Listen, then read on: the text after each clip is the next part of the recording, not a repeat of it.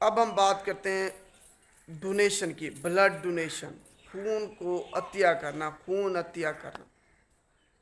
Thalassaemia کے مریضوں کو کچھ بھی نہیں چاہیے، زندہ رہنے کے لیے ان کو صرف بلڈ چاہیے، خون چاہیے، خون کا قطرہ چاہیے۔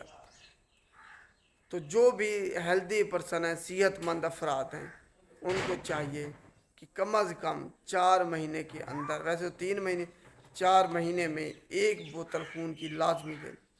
بے شک کسی کو ضرورت نہیں ہے تب بھی آپ سرکاری اسپتال میں جا کے بلڈ کی ایک بوتل جمع کریں۔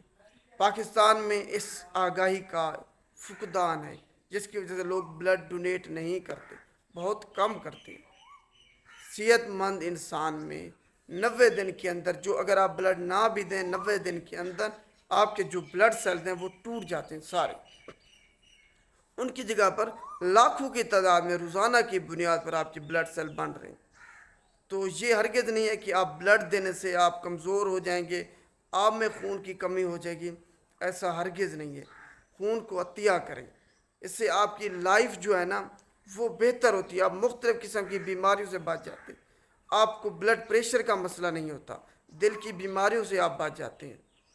تو بلڈ ڈونیٹ کرنے سے، خون کا عطیہ دینے سے آپ مختلف قسم کی بیماریوں سے بھی بچ جاتے ہیں اور کسی انسان کی بھی زندگی بچا لیتی ہیں۔ اگر آپ خون کی ایک بوتل دیتے ہیں تو اس سے آپ 3 زندگیاں بچاتے ہیں۔ Number 1، red blood cell thalassemia کے مریضوں کو لگتا ہے۔ نمبر 2، وائٹ بلڈ سیل جو کینسر کے مریض ہیں ان میں ضرورت ہوتی ہیں وائٹ بلڈ سیل۔